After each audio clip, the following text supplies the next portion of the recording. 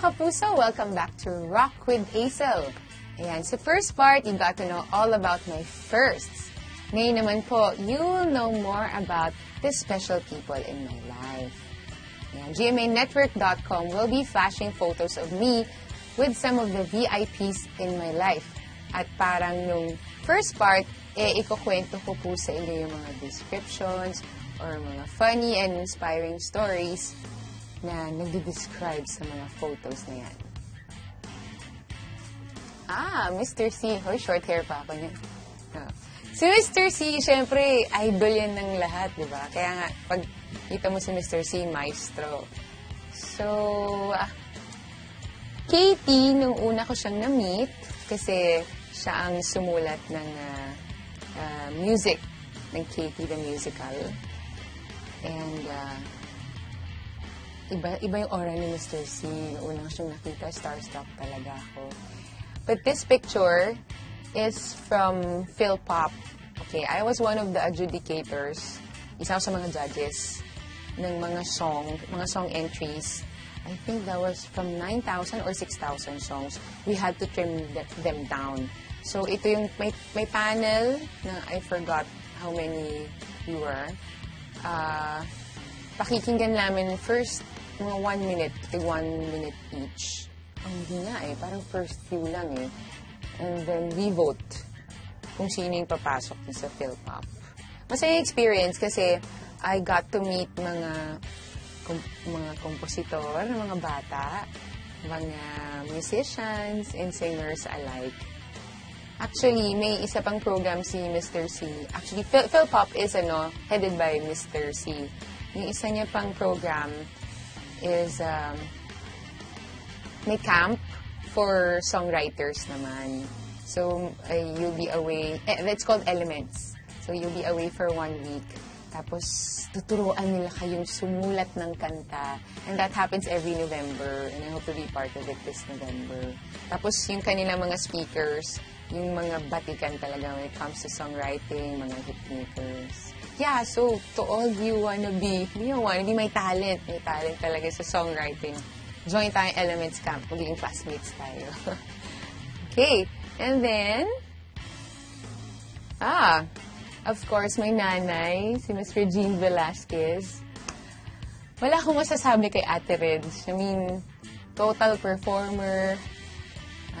Songbird talaga. So, nung una ko siyang nakita, grabe nakita ko si Ms. Regine. Ang saya, Pero mas masaya nung meron na kami mga chit-chats. Kaya, kamusta? Ay, nako, isi-share pa ni ate na maswerte kami nung Pinoy Pop kami. Kasi dinadabitan kami by Pepsi Galera, may nag-makeup, ganyan. Sabi niya, nako, kami dati, nung sumasali ako, nako, gusgusin ako, ganyan. Yung mga kwento ni ate, yung humble beginnings talaga, na nakaka-inspire talaga. Pag nakita mo, kung nasa na si ate niya, parang, I wanna be like you, ate. And, ang nakakatuwa kay ate, kahit napakataas na nung nararating niya, yung heart niya pa rin is very simple. Hindi ba? Ay, mararamdaman mo yung warmth niya whenever she speaks to you, gano'n. So, I love her with all my heart. Okay. Ang totoo po niya, nanay, ito po talaga yung nanay ko sa dugo. Kamukha ko. Alam niyo po, ang feeling ko talaga, kahawig ko talaga si Ate Isa. So, nung nakast ako sa Katie the Musical as young Katie, talagang saktong-sakto, hindi ba? Actually, yung audience, yung ilan sa kanila, hindi nila alam na dalawa yung nag-Katie. Akala nila, all throughout, it was just one Katie. So, pag curtain call namin, sila, dalawa pala kayo. So, si Nanay Isay, ayan, sila, Nanay Isay and Tatay Robert, sila yung taong naniwala sa akin na kaya kong mag-musical theater.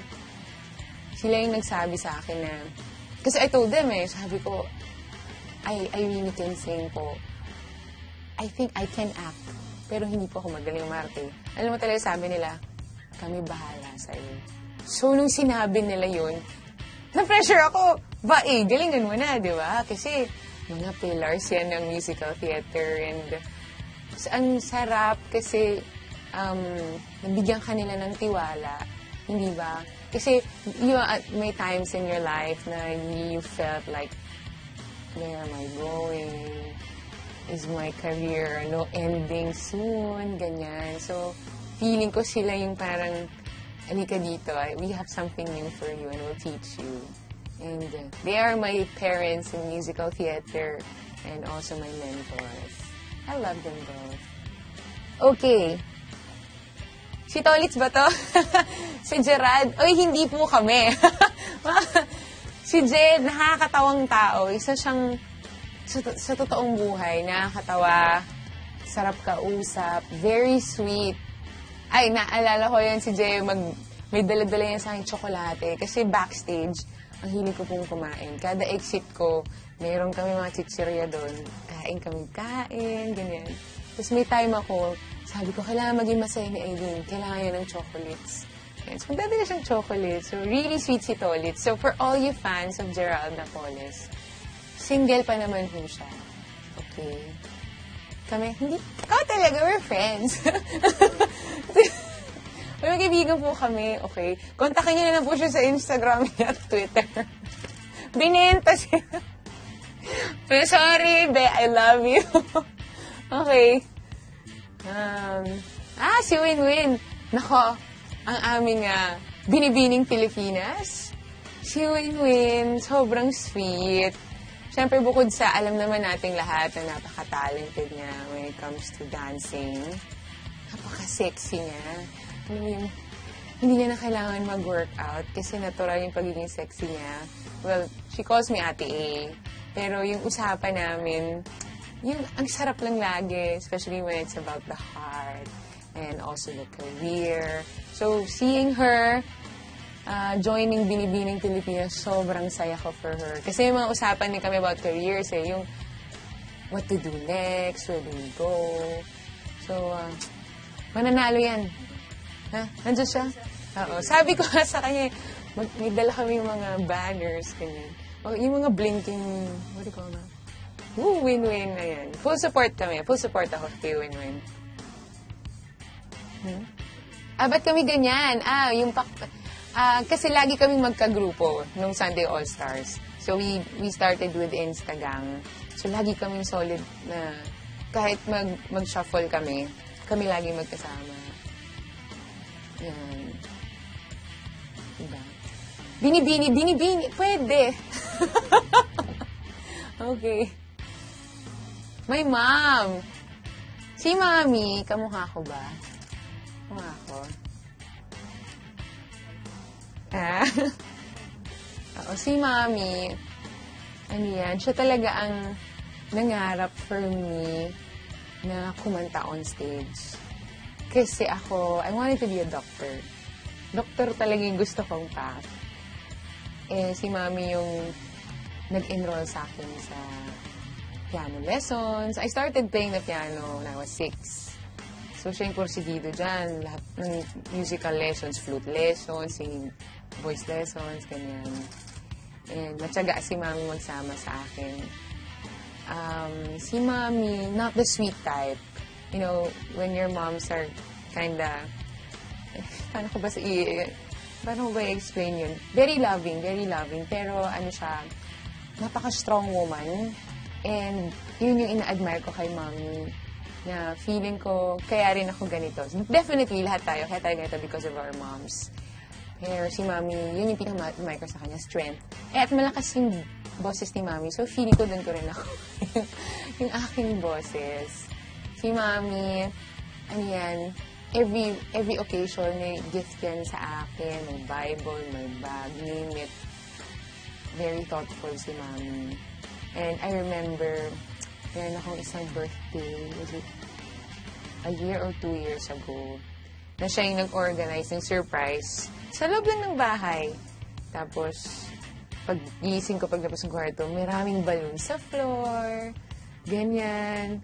Tapos, merong set-up ng breakfast na may salad, yan. And what else? Tapos, pinagawa niya ako ng cabinet ng shoes. Oo, yung mga ganun. So, yung needs mo talagang alam niya. Sabi ko nga Si Mami, nagluluto rin yan every time. Kasi pagising ko, may food na kagad. Kaya nga pag tinatanong nila, kailan ka ba magsosolo? Sabi ko, sa totoo lang, mahirapan ako. Kasi talagang spoiled kaming magkakapatid sa Mami. Siguro, in time, I'll learn to cook na. Hindi pa rin marunong magluto. I love my mom. Miss Leia Salonga. Hindi ko nalagay iba pang pictures, no? Okay. So, Miss Leia, ito yung encounter ko sa kanya na very close. Binahati niya ako after watching Wrath of Ages. Oo, she watched us twice. Twice siyang nanood. Nung nalaman ko, backstage, makeup. May news, lumilipad sa teta. Huy, nandiyan na si Leia Salonga para ako. Nanigas na ako. Kinabahan talaga ako nung nandun siya. So, nung nakita kami, and then, she complimented, sobrang, she's Leia. Ang sarap sa feeling, hindi ba racing. One of my big idols, si Miss Leia. Ay, sabi niya pala sa Instagram, parang she wants to see me sa The Voice. Sabi niya, sabi ko sa kanya, kapuso po ako. Okay. Hi. May tito.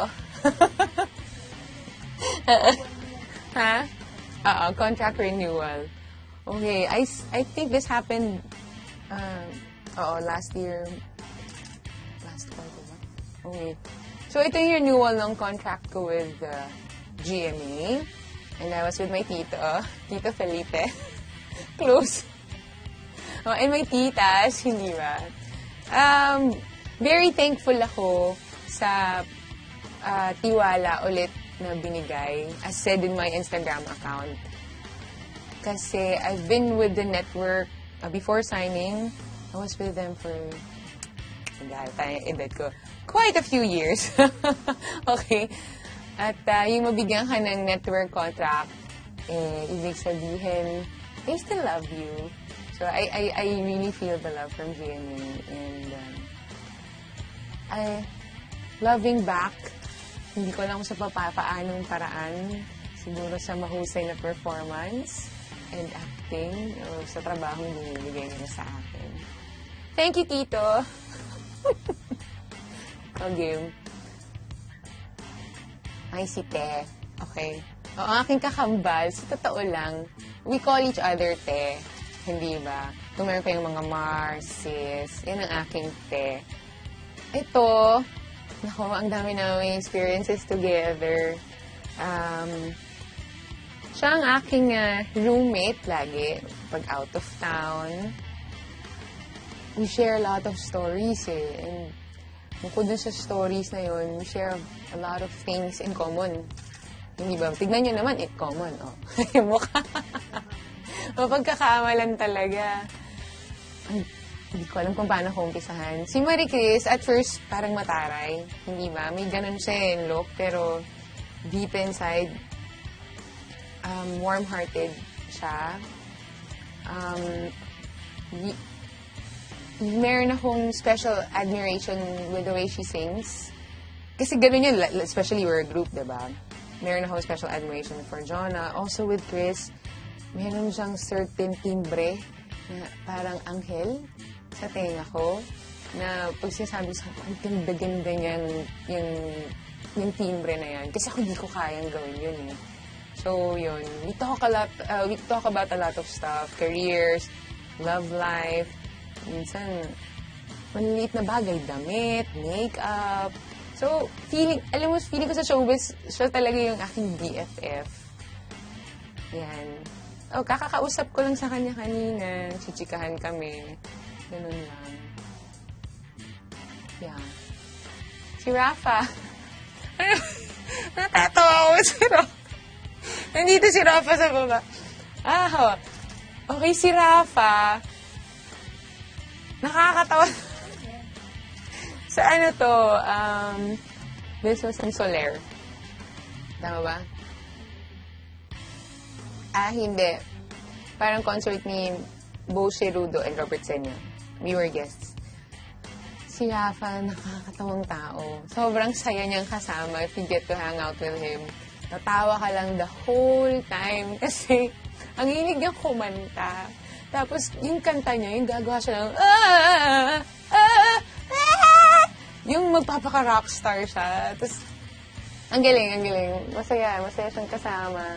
And more than his singing, he can sing well, but more than that, he's a really, really good dancer and actor. You should see him dance jazz. And nakasama ko rin siya sa isang PETA workshop. Napakahusay umarte. At yes, guwapo, si Rafa. And calling out all the girls. Ayan, single po yan. Next, ito. Ito yung first climb namin. Cute ni Bea dyan. Si Bea, medyo nahirapan siya papuntang peak. Kasi medyo steep talaga yung pataas and wala kang hahawakan eh. Besides that, galing siyang straight from taping, so wala siyang tulog. So nung nandun siya sa taas, medyo kabado siya. It was my first climb eh. So si Lea, it was her second. Si Luis naman, mamumundok na tong batang to eh. Oo. Ayan, masaya. Masaya yan. Feeling ko bagets ako that time kasi yung kasama ko mga bagets. And meron kaming Viber group eh, na mountaineers. So, we'd always, try to plan our next climb. Ang target namin talaga Pulag. Yan, diba? Yan, si DJ Mike Salomon, ang aming musical director sa Rock of Ages. He was the one who texted me to audition for Rock of Ages. Actually, was it a text or a call? Nung sinabi niya yan sa akin, di basa ko. Tama ba yung basa ko? Rock of Ages. Sabi ko, hindi ba Rock of Ages? Sabi hindi, Rock of Ages. Sabi ko, ano ba to? Siyempre parang hindi ko alam kung ano yung material. Pero I'm so glad na in-invite niya ako sa audition. At naging masaya ang aming pagsasamahan at pagkakaibigan. Makulit. Sobrang kulit. Napaka-talented niyang Mike Salomon na yan. Name it, he can do it. He sings, he does beatboxing. Nagtatriathlon na rin yata ito. Musical directing. Ano pa ba? Pwede mong isali ito sa GGSS. May mga kaya siyang gawing karakter eh. Husay. Single. Ay, hindi na yata single. Sorry. Teka lang, baka naman. Huwag na lang. Next picture, please. Si Boyfie. I call Steven Boyfie. We call each other Jim Bare. Yan. Siya naman yung mga muscles na Nienzo. Tapos si Steven naman, one of the sweetest guys you ever meet. Sobrang sweet. Kaya I call him Boyfie. Ganyan kami minsan magkita, magkakabi kami. Ganyan. Pero hindi, walang mali siya. Okay, we're really, really good friends. Yan. Nung time na to, we were in UP. Takbo kami. Feeling ko mas marami yung kwento kaysa sa takbo. Kaya, pero masaya. Masaya kasama yung dalawa, makukulit. Yeah. I miss them. Hindi na kami nakakapag-hangout masyado kasi busy. Kasi maglalakad siya. New musical, so you should watch out for that. And si Enzo naman, I also remember we were classmates sa workshop ng GMA Artist Center. Nakita ko yung sarili ko sa kanya kung gaano siya kapursigidong matuto sa acting. And pagka may mga, mga acting jobs, nakita mo na, ginawa, galing sa workshop yan. Nag-improve talaga. So, next. The divas. Do I talk about each one of them? Wow. Okay. Let me start with French. Okay. Si French, very close kami ni French. As I am close to Marie Chris. Si French, kaka-release niya lang ng kanyang Let My Fire Out. So, please buy your copies online. Aha. Si French, ano yan, parang may apoy inside. Really, totoo yun. Her song speaks of herself. Yung may gusto siyang iparating, may gusto siyang sabihin. Like what I said nung ano niya yan, nung music video release. May mga artists kasi na ito yung gusto nila, pero yung audience mo, parang they want this for you. Si French, hindi siya takot to express who she really is. And that's what I really admire about her. Kasi pag pinakita mo yung totoong ikaw, you'll just shine. And that's what I see in her. Very promising, si French. And I want to hear more of her songs and see her in concerts also. Si Marie Chris, I've talked about Marie Chris. Mukha siyang 14 dyan, oh. Si Ate Kyla. Si Ate Kyla, I remember when I was in grade school, usi hanggang ngayon, nire-record ko pa yun sa cassette. Oo, cassette. Tapos inibigay ko sa friend ko. Ganon. Medyo feeling ako kaboss ko si Ate Kyla. Pero kasi nung lumabas yung Kyla, sabi ko, wow, ang galing. So when I met her, yung Pinoy Pop, judge ko siya, yung 7th week ko. Tapos, nagkasama kami sa sis. Minsan may bati sa akin si ate na, uy, galing ng ginawa mo doon. Para ko, Diba, kinikilig ka kasi fan ka talaga. And she's guesting in my concert. And I'm really excited to sa magiging duet namin. Sobrang, sa lahat ng levels, I mean, maybe, lahat ng anggulo ng buhay ni ate, ko siya as an idol, singing, yung kanyang personality na sweet, diba? Tapos, yung kanyang love life. We'd always find ourselves talking, mga in-between rehearsals, ganyan. Kamusta yung puso, yung mga little chit-chats, na lagi niyang sinasabi. Kasi single ako, diba? So, sabi niya, alam mo when you know you found the one, when everything feels right. Hindi ba? Kasi minsan, oh man, huwag ka maapektuhan! Aray ko. Okay lang yan. Lilipas din yan. Anyway. So, yun siya. So, sabi niya sa akin, alam mo, pag naramdaman mo yun, alam mo siya na talaga. So, sabi ko, yeah, dadating din yun. And siya talaga nagsabi, pray ka kay Lord. What you really want, yung tipong in details. I want someone who's like this, who's like this, who's like this. And si Lord naman hears your prayers, diba? Tapos, naging faithful lang siya dun sa prayer niya yun. And look what we have now. It's Rich, Kyle, and Toby. So, when you see their Instagrams, talagang happy family, di ba? Siyempre, gusto rin naman natin ng gano'n. Ako, maya-maya pa siguro. Wag muna. Ayun, yun yung mga usapan namin ni ate na pagka naririnig ko yun sa kanya, there's hope. There's really true love. Hi. Oh, wow! Ano ba yan? Uy, si Ate Jaya. Yan, recently, nanalo ko ng GGSS. Gayang-gaya siyang siya, di ba? In-impersonate ko si Ate Jaya. Una ko siyang nakita, sabi ko, wow, ganito palang Pilipino. Sabi kong gano'n. As in, tunog, ano talaga soul, hindi ba? Tapos sinundan ko na siya. Siya yata yung bumili, yung out of my ipon talaga. Bumili talaga ng cassette. It was, I forgot the year. Pero yung medyo curled talaga hair ni ate na purple yung background. I remember that. Tapos ginagaya ko talaga si ate. Kasi gustong-gusto ko yung ganong timbre, yung makapal. Kaya, tapos feeling ko kaya ko. So, when invited, sabi ko, kaya ko naman singing.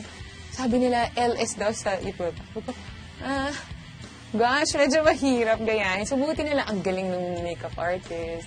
So, medyo, madalas kami magkaduet ni Ate Jaya sa Sunday All-Star. So, medyo nakita ko yung mukha naman silang natuwa. Si Ate Jaya as a person, very, very down to earth. Kung paano siya, kung gaano siya kagaling as a diva, ito siya, sobrang humble niya na person. Yung hindi niya alam na magaling siya. Kasi may moment kami na pag nagduduet kami ganyan. Duet. Di ako, Tapos kakanta na siya. Pagkanta niya, yung bigla siyang may note na titirahin or may run siyang gaganunin. Kaduet ako. Nakanganga ako on the side. Kasi sobrang galing. Kasi only she can do that, diba? Idol ko yan si ate. And I love her. Okay, si Jonah. Okay, si Jonalyn naman, from The Diva, I got to know her very, very well. Actually, nung ano pa lang yun, nung Pinoy Pop. I'd say si Jonalyn, isa sa pinakamagaling sa mga contemporaries namin. Kasi she has a very solid voice when it goes up. Hindi ba? Si Jonalyn, I admire her for being a dreamer that she is. And pag may pangarap ka, aabutin mo. And that's how she is. So, napakabait. Napakabait ni Jonah. Wala kang masasabi sa kabaitan yan. Yeah, may album din siya na out. So, supportahan niyo po. Okay, I've talked about Ate Reg. So, ito mo, 18. Si Julie, si Julie, to all Julian fans, masasabi ko lang, napaka-talented ng My Japs na yan. Di ba? She plays the piano, plays the drums, sings, acts. Napakagandang bata. I saw her growing up from naka-stockings pa. Ano ba yun? Ano ba suot nila nun? Oh, Popstar Kids, di ba? Sorry, hanggang sa lumaki na siya, halos ka-hype ko na. So, I'm very proud of what she's become now. Napaka-blossoming ng career niya. Continue to be humble and love your fans. You know, the reason why we're here is because of the people who support us. So, yan. Haba, 30 minutes. Next. Ayan. Naku, ang galing nito. Sobra. Hindi. Ang Aisel Santos, Kapangyarihan ng Pag-ibig, well, it's a new single out.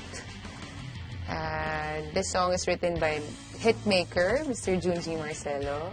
So it's out now online, on iTunes and Spinner. Maaari niyo na po siyang i-download. It's a really, really beautiful song that speaks of love. Maraming forms of love Pero yung strength of love that comes from him, hindi ba? Yun yung hindi magigiba or hindi mag-wear out. Because that's the strongest love you'll ever receive. And when you know and you feel that it's with you, nothing would ever go wrong. So, yun yung nararamdaman ko with this song. So, download it now so you can feel it also. It's Kapangyarihan ng Pag-ibig by Aisel Santos. Eventually, magiging part din siya ng an EP or an album that will be released very soon. Mga kapuso, this concludes Rock with Aisel. Ayan, napakasaya po sharing a part of my life with all of you guys. Sana po, napasaya ko rin kayo kahit papaano. Para po tuloy-tuloy ang online bonding, you may follow me on my social media accounts, Aisel Santos Me sa Twitter at Aisel Santos naman po sa Instagram. Maraming salamat po sa GMA Artist Center at gmanetwork.com for making this webisode possible. At higit sa lahat, maraming salamat po sa inyong mga nanood. Thank you! This is Aisel, and this has been Rock with Aisel.